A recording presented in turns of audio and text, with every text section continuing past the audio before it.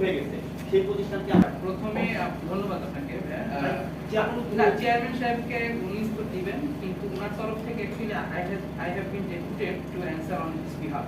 তো ওনার তরফ থেকে আমি উত্তরটা দিব। আমার মনে হয় যে আমি উত্তর দিলে আপনাদের প্রশ্নের উত্তরটা সব যথার্থভাবে আপনারা পাবেন এবং প্রসঙ্গটা অন্যদিকে যাবে না, প্রাসঙ্গিক থাকবে। ধন্যবাদ। আমি advocate Mohammad Mahmudul Hasan. I have been deputed by the former board of the SIPL bank.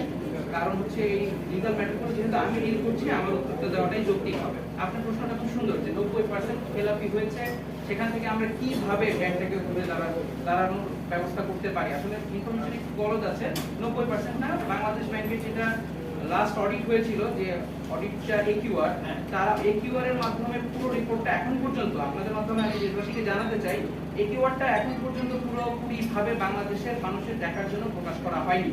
তারা কিভাবে এই অডিটটা করেছে, কিসের ভিত্তিতে করেছে, কি কি ক্রাইটেরিয়া তারা ফুলফিল করেছিল, আমরা কিন্তু এখন পর্যন্ত জানি না। এটা হচ্ছে এক নাম্বার।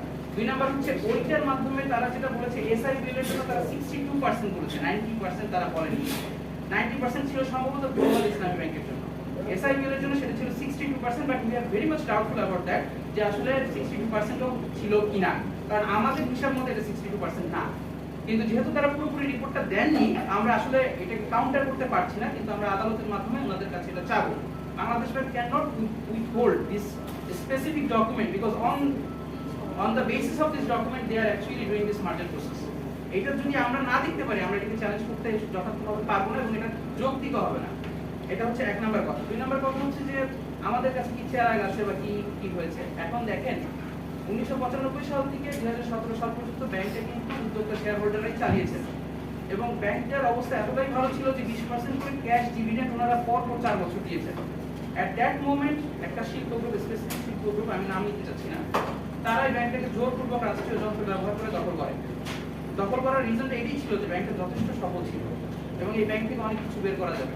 তো তারাই সেটা করেছে, 7 বছর অনবরত করেছে।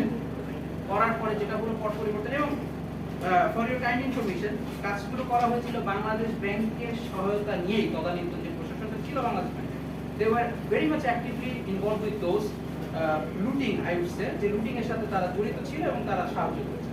এখন লুটিং করার পরে যখন পরিস্থিতি পরিবর্তন হলো, তখন সম্ভবত আমাদের একটা আগ্রহ ছিল, আমাদের একটা আশা ছিল যে এটা পূর্বতন যারা পরিচালনা পরিষদের সাথে জড়িত ছিলেন তাদের কাছে যাবে, যারা কিনা সফলভাবে 22 বছর ব্যাংকে চালিয়েছেন। কিন্তু বাংলাদেশ ব্যাংকের তদানীন্তন যিনি গভর্নর ছিলেন সদ্য সাবেক, তিনি এই কথাটাতে কোনো প্রকারেই সহায়তা তো ওনাকে বলেনই নাই। উল্টা উনি যেটা করলেন যে ওনার পছন্দ মতো 4 জন স্বতন্ত্র পরিচালক সহ ওনাকে দিয়ে, ওনাকে সহ 5 জনের